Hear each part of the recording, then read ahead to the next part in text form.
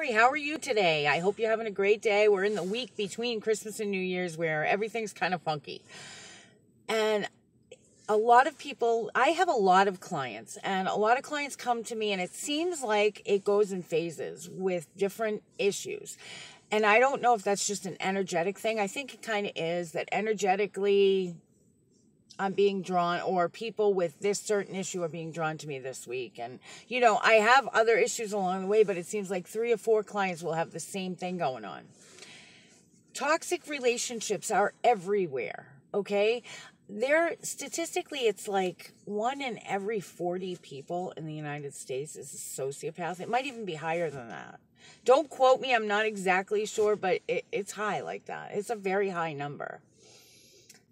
Imagine that. So that means that most of us know a sociopath. We may not know that they are one, because I think people have a misconception about a sociopath. They think they're like going to kill people. They're going to slaughter them. They're going to be serial killers. Not necessarily. All this a sociopath means is that they lack the ability to empathize. They cannot feel empathy. They don't feel bad about things that they do. They don't feel remorse. The only time that they would ever feel remorse is if their plan backfires on them. Like, say they get caught doing something. They don't feel bad because they did it or because they hurt your feelings. They feel bad because it created a conflict to them. Whether it be they have to pay the consequences or whatever the deal may be. They have to deal with your upset, we have a lot of people nowadays that we label things. And I'm not saying that these things aren't necessarily true, but we found a label for almost everything. Addiction, alcoholism. Now, there is absolutely, alcoholism is real, and so is addiction, as most of us know. I mean, I think every one of us, at least to the second power, knows somebody who's probably crossed over from addiction or overdose or alcoholism or the complications of alcoholism or drug addiction. So it's absolutely real. But what I think happens is when we label things, okay, we label addiction, now we have all kinds of personality disorders, right? Borderline personality disorder, narcissistic personality disorder, antisocial personality disorder, sociopath. I think there's one, anxiety. I don't know. But when we label things, I think what we do is, first of all, we tend to kind of give people something to fall back on. So they say, well, I did that because I have borderline personality disorder, or I have narcissistic personality disorder. People can change. A sociopath, I wouldn't count on them changing. But people can change. Anybody that comes to the Lord can change them. I totally, absolutely believe that. I'm just not so sure that a sociopath would go to the Lord. They may go if it works for them. If maybe they have the believe it, receive it attitude, or maybe the person that they're involved with is going to church and they want to get in with the in crowd, or whatever the case may be. But I'm not so sure that they'll really, truly go. But if they did truly surrender, absolutely, the Lord can change anybody. The Lord could take any crime, any sin, any character defect, and flip it around. The Lord is amazing. He's absolutely amazing. And I think we forget that sometimes. We get so caught up in our own bubble of problems or upset or grief or sadness, depression, that we forget how powerful he is and how powerful we are through him. But anyway, back to the person that drains you. It could even be somebody, like, if it's just a quick interaction and you feel drained, that's their energy that's doing that. So chances are you want to stay as far away from that person as you can. And then there's other people where it's not so obvious. They may even come off as very nice and sweet, and you think you found your perfect match. And then you find that they're very manipulative. Toxic relationships, what happens is they bring you down. They bring out parts in you that maybe you didn't know were there, in a negative way. They ultimately what happens, people that are drawn to, say, narcissistic personality disorder or manipulators or control freaks, passive aggressive, passive aggressive people are control freaks, but they just do it in a different way. Manipulators are control freaks, but they do it in a different way. Manipulators are narcissists. They may not have narcissistic personality disorder, but they're narcissists. They're selfish, self-centered. And what's sad is we have all these personality disorders and all these things that we've come up with. Just when I started studying this stuff, we didn't have personality disorders. That's how new they are. They're about 20 years old, maybe a little, give or take a few years, as far as the labels go. I'm not saying the characteristics, but the labels. So it gives people an out. It gives them an excuse, especially a sick person. They'll fall back on that. So what happens in a good relationship, in a relationship that you're meant to be in, no matter what it is, a friendship, a love relationship, marriage, it enhances you. Because of that person, you feel like you are a better person. You strive to be a better person. The goodness in you comes forth, maybe that you didn't even know was there. But just because that person is, you are a better person. That's the relationship you're supposed to be in. If you are in the opposite, if just because that person is, you have things that come out in you that you never saw before, maybe aggression, maybe anger that is like over the edge anger, maybe sadness, depression, maybe emptiness. Ultimately, that's what happens is if you're drawn to people like this over and over and over again, there's a need in you to help somebody. There's a need in you to maybe fix somebody. You need to know that you can't do that. Only God can do that. You can share the gospel. You can be as kind as possible. You can help meet their needs, but you can't fix somebody. But what happens is that need to help somebody, to be good to somebody, to take care of somebody, feeds their need to have complete control and manipulate, and it's going to feed it until you are nothing more than a chalk line of what you used to be, just an empty shell. And it doesn't happen with us really knowing it. I mean, you might, the people around you will see it. You may not see it. You may see that, okay, I'm a little unhappy, but you may even think that you're absolutely totally in love, and you may think this is the best person that's ever come into your life. You wouldn't think you would, but when you're in the midst of it, you don't see it. It's like you're too close to it.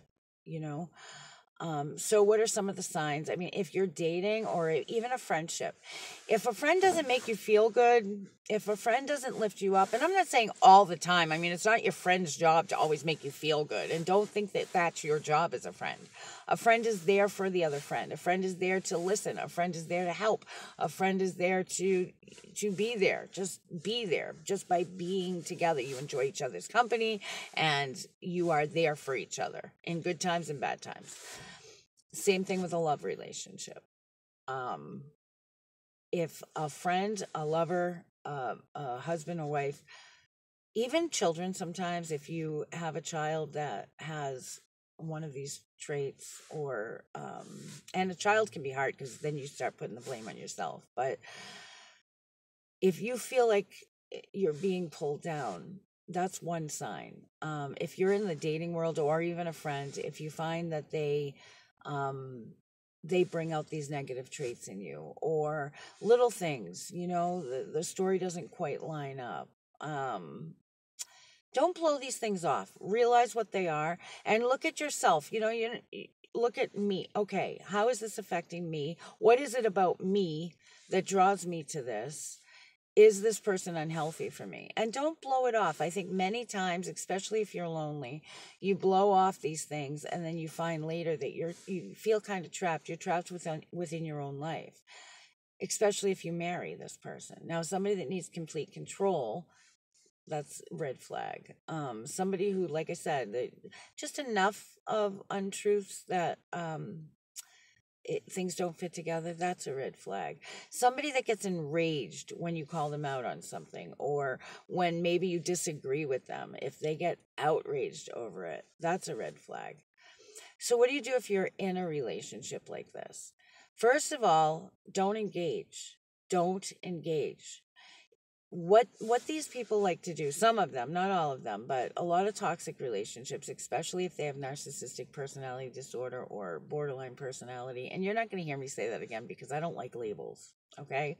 I do believe that there are sociopaths and psychopaths. I do believe that there's different chemical imbalances. I don't like the labels of personality disorders. People are addicted to substances, and it is a disease of the brain, so there are symptoms whether they're using or not. And self-centeredness, very self-centered. If somebody can't have a conversation with you without always bringing it back to them, that's another red flag. But don't engage, okay? So, because what they do is a couple different things. They can make you think you're crazy. One of the things that they do is you'll bring up, you really hurt my feelings when you did this or when you said this. And they go, I never did that. I didn't do that. Complete denial. And you're left going, I know you did that. And the more you argue with them, the more frustrated you're going to be because they're going to continue to say, I did not do that. And then it starts making you think, okay, maybe they didn't do that. Maybe I'm crazy. Maybe I took it wrong. Maybe it's me. Another thing that they'll do is, so that's like complete denial. Then another thing that they'll do is they say you get upset with them because they were out late or whatever. They're going to twist that conversation around so that it becomes your fault. Well, if you hadn't have done this, and you actually walk away feeling guilty, like, well, maybe if I wasn't calling all the time, he would have come in sooner, whatever. And you actually start believing this. And they'll do this with every little thing that they do. They'll turn it around. So everything is about you. If somebody cannot take personal responsibility for anything, I have met people like this who are never wrong, never. From the smallest little things, they can be wrong in a discussion, and they'll find a way to turn it around so that they weren't wrong. To the largest thing, they end up doing something or neglecting something so someone gets hurt and they completely, I didn't do that. It's not my fault. I'm not working because he won't let me. I fell asleep because he did this, or you know what I mean? So nothing from the littlest to the largest thing is ever their fault. They never take personal responsibility. Another thing is watch somebody. If they only cry or react to get a reaction from you, so that it benefits them, they can seem extremely sincere. I mean, they can give you these tears or fear or whatever it takes, whatever would work for you. It's like they study you and they know, okay, this will get to him, this will get to her. And they react that way, especially if they're backed against a wall. And for most people, especially if you care about them, you go, oh, well, look at that. She's so upset or he's so upset. It's not real. And one way that you can discover if it's real or not is if somebody does that to you, call them out on whatever it is. I don't think you're really upset. I think you're only doing this to get a reaction from me. Say it in a calm way, not in a yelling way. Don't engage. And if that person immediately snaps into a different anger or freaking out or throwing things, totally changes, that person is toxic. You need to stay away from them. So what do? You don't engage. That's the first thing. Don't engage. If you can walk away, if you can cut them out of your life, do so. Do so in a loving, kind way. Send them prayers and good energy and wish them the best, but cut them out of your life. If you cannot do that for whatever reason, if you're married, if it's your child, if it's your parents, if it's even your best friend, your sister, your brother, and you can't walk away from them, don't engage with them. Make yourself as healthy as you can be. When an incident happens, write it down or share it with another. If it can't be witnessed by somebody, write it down at the time or share it with somebody. Call them up and say, this just happened. So then when they turn it around and say to you, that never happened, you're not going to feel so crazy. because it's written down, you know it happened, or that other person knows it happened, or somebody witnessed it if possible. Make sure that you are the strongest you can be. Take care of yourself. Another thing these people will do is isolate you because they want complete control. If somebody is cutting off good relationships for you, I mean, if they're trying to help you end toxic relationships, that's different. But say you have, you're close with your family. Nobody's family is perfect. Everybody's family has issues, but for the most part, everybody loves each other. And this person comes along and they have a reason that everybody in the family is bad or needs to be cut off. That's a toxic person. They're trying to isolate. Or if another thing so if somebody's trying to take you away from good relationships, that's a red flag. Don't do that. Maintain relationships. Now, anybody, when they get into a love relationship or even like a new best friend, you kind of shut out the rest of the world and you want to spend time with this person, and that's fine. I'm talking about long term. If there's always a reason, your sister doesn't like me. Look what she said to me. And you're like, my sister's fine. And they're creating reasons, that's a red flag. They're trying to isolate you, because if you're isolated, first of all, and they don't do it in a way that you see that they're trying to isolate you. It's all passive aggressive stuff. That's another thing. Maybe you have a class to take. And this happened to me when I was married. My husband would say, no, do what you want, grow, do what you want, but he was really fearful of that. He was fearful that I would grow away from him. And sadly, because he did this, I did. Had he been more supportive, I'm sure that I wouldn't have. And who knows, maybe I would have. And maybe things still would have went the way they did. I'm not looking back. I'm just saying an instance that happened to me. And I realized that he was passive aggressive. I didn't realize it at the time, but he would do little things like this. I would take classes to advance this. I wanted to help people. And we had little kids. So he'd be at work and I'd say, I have a class at 7, which means I have to leave at 6. Okay, I'll be home. And he would show up at 5 minutes to 7 and say, go, go, go, go. You can go. No, I can't. I'm late for the class. But he would say, well, I made it home. I'm really sorry. Now, one time this happens, it could absolutely be he was stuck in traffic. But if this happens every class, you know that it's a passive-aggressive act. He doesn't want you to take the class, but he doesn't want to tell you that. He wants to be the supportive husband, but yet do whatever he can to mess up that class. These are all red flags. This is all not good. Now, I'm not saying one incident, and, anybody that's married, anybody that has really close relationships, whether it's marriage, best friends, parents, siblings, whatever, that when you truly love somebody, and this is big. There are going to be times when maybe you don't like that person. Maybe they're in a bad mood for a week. Maybe they're going through something and you're just so frustrated. Maybe they're making decisions that you disagree with. And maybe you're not too keen on that. But if you've committed to that person and you truly love that person, you've got to wake up every day and make a choice. Yes, I'm going to love this person today. I'm going to like this person today. I'm going to do whatever I can to make it work today. Too often we give up. Another thing for marriages, and I think even friends, don't be unequally yoked. If you're with somebody and their belief system is different than yours, don't be with that person. It is a major important factor. Many people say, oh, well, he's got everything else or she's got everything else. So he doesn't know Christ. So he's New Age. So he's an atheist. It's a big deal. That's why the Bible talks about it.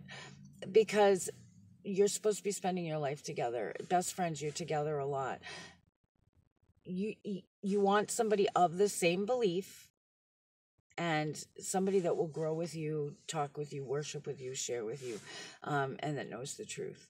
If you meet someone and they do not know him yet and they want to know him, share the gospel, but I don't necessarily think it's the right one for you. It could be. I mean, I'm saying if it's, completely opposite, stay away from that. That's not the person for you. But if you're already there, like I said, don't engage. Don't let them make you believe that you're crazy. Don't buy into any of their stuff. Now, if you're with a sociopath or a psychopath, you got to be careful. You may not be able to call them out on their stuff. They may be so abusive that it's a dangerous thing to call them out. If that's the case, you need to go, even if you are married, even if it is a sibling. You need to go. If they're dangerous, you need to go. I mean, physically dangerous or psychologically dangerous. Other than that, if you have to stay, like I said, don't engage. Write things down so that you know they happened, or share with another person. Witness if possible. And if they're not dangerous, call them out on what they do in a nice, kind, loving way.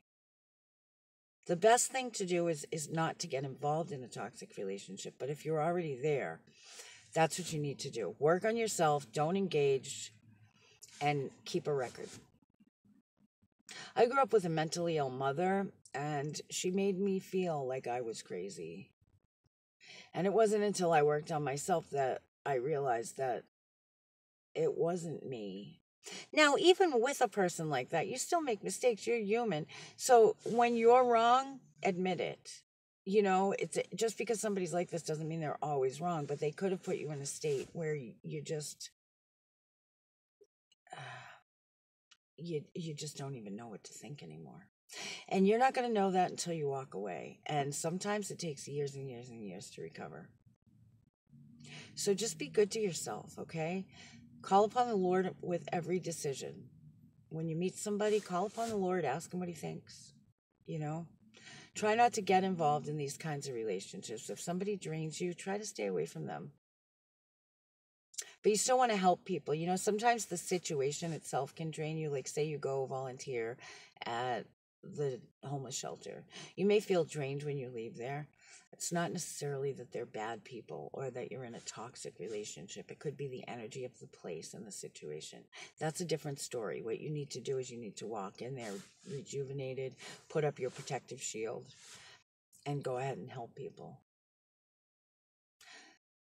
Another thing is when you're ending a relationship, when you're walking away from someone, whether it be because it's a toxic relationship or because they left you or for whatever reason, forgiveness is vital. It's crucial. You need to forgive. Even if you don't feel like it, forgiveness is an action. It's not a feeling.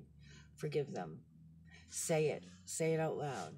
And force yourself to send them love every day until the day that you really wish them well. You really, really wish them well, and that day will come.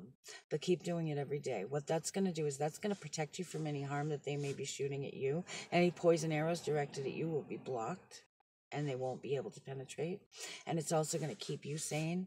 You know what? If somebody hurts you for over a period of time, don't allow them to keep hurting you by living in unforgiveness. I hope this helped a little bit. I'm going to be talking about some other stuff today. Hope you guys have a great new year, and share, please. If you could share, subscribe and share, and watch for me on Periscope. I want to start doing some live word of knowledge, live videos on Periscope. I'm not going to start doing them until I know people are going to be watching them. But I want to do one in the morning, one in the evening. I think that'll be great for people. Question and answer, that kind of thing. And if you could subscribe and share, as soon as I get to 100 subscribers, I'm going to give away an Amazon gift card. 100 subscribers here, 50 on Periscope. I know I can do that in like a day if you guys share. And I'll give away that gift card. And God knows we could all use it right now, right? So please do that for me. And if there's anything you want to talk about, if there's anything you're struggling with, write me an email or send me a comment. ANSWERS 4 the number 4 YOU 16 @gmail.com. You guys have a great day, okay?